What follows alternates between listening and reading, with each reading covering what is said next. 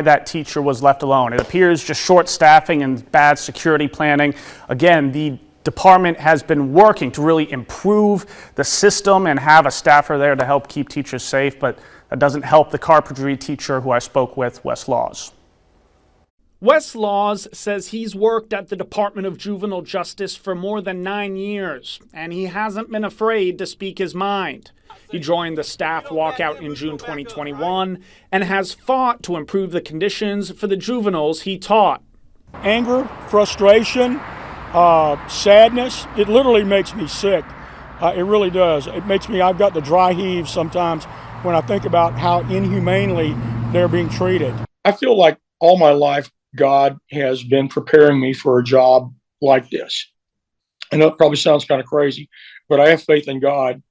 And I felt like that I had something that I could share with them. Despite that faith, Laws says a severe staffing shortage and the aggressiveness of the juveniles remained a threat.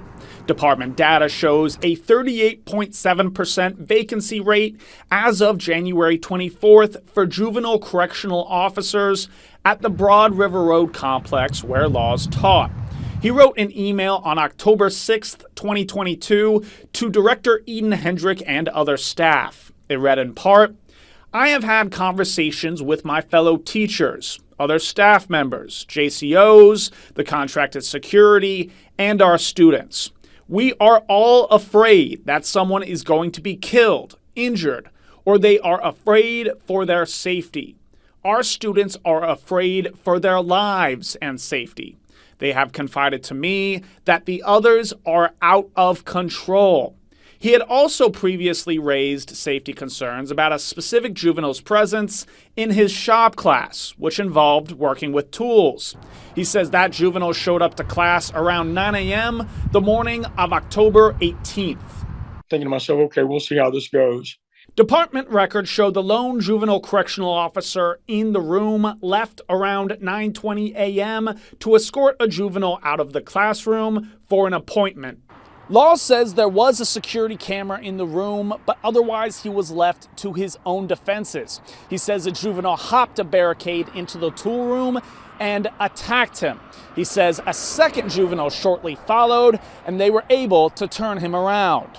I felt something hit me in the back, and then it's like everything in my head exploded.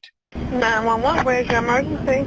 Department records then describe a harrowing scene. The officer returned to find Laws on the floor, 4 named boys running out of the rear door with tools. Unconscious at this time, a nurse has advised that EMS needs to come out as soon as possible. A call for assistance went out over the radio in a terrifying voice. Juveniles were seen roaming the campus with hammers, a crowbar, and rocks. The department provided these black and white photos of damaged vehicles and broken windows, but that wasn't the only target. They were trying to get at me in the truck and then chased me on foot with hammers. The juveniles were looking for youth in retaliation, and a lieutenant also reported hearing a youth say, "They don't have any shields or anything, so let's staff up." The records describe the staff valiantly attempting to protect those not involved, disarm the offenders, and even successfully talking them out of getting behind the wheel of abandoned cars. South Carolina Law Enforcement Division agents arrived around 10:02, and the official head count was made at 10:40.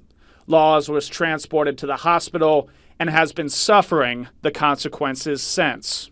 I'll take like maybe 5 or 6 steps, and I will not remember what I went in there to get. I have panic attacks. I stutter. I am not the same person that I was on the morning of October 18th. Governor Henry McMaster named Eden Hendrick as the acting director in September 2021 after her predecessor resigned. She was later confirmed and inherited the staffing crisis, is navigating a settlement agreement with the Department of Justice, and has made strides in recruitment. She says she was aware of Law's concerns before the attack. I remember reaching out to Superintendent Lyles, and then there was an email. I was like, do you want to respond to this, or do we want to handle this? What are we going to do? And he actually responded that he's going to, he talked to me, I talked to Deputy of Security and Operations, and I think they went and met with him the very next day. Okay, and do you know what came of that? I don't know, like, if there's exact things, if they said, oh, we won't put this person in your classroom or not. I don't know about that, but I know that they went and met with him, and I didn't hear anything after that until, of course, this incident. Hendrick later sent a statement saying school administrators met with Laws on October 10th.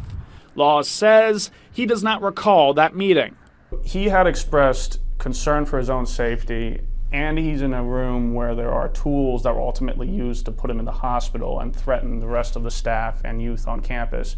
I guess why were more JCOs not assigned to that scenario when it sounds like the warning signs were there? Well, that's something, you know, youth are in his classroom every day. Every day youth have been in his classroom, and you know,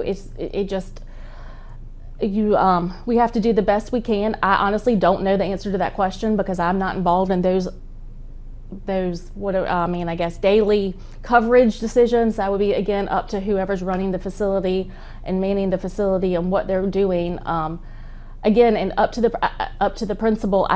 I wish better decisions had been made, and I think better decisions will be made in the future, especially concerning the wood shop class or shop class, whatever you want to call it.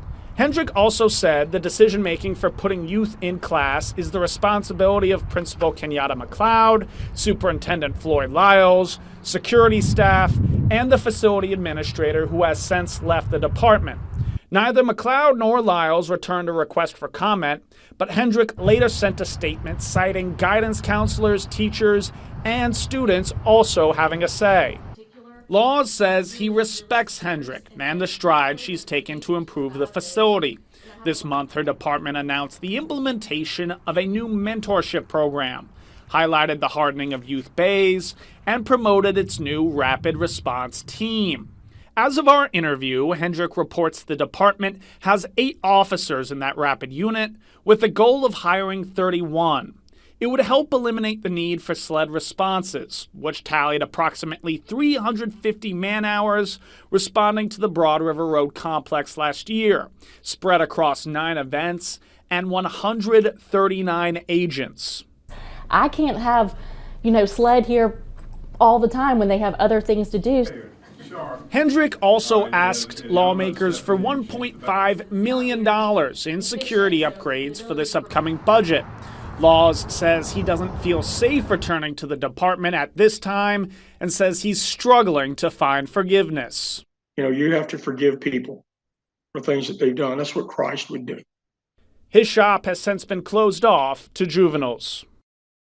So SLED's criminal investigation into that situation is ongoing. In our interview, Hendrick also stressed the importance of that mentorship program we mentioned. It's designed to help connect the youth with positive role models who are vetted from the community.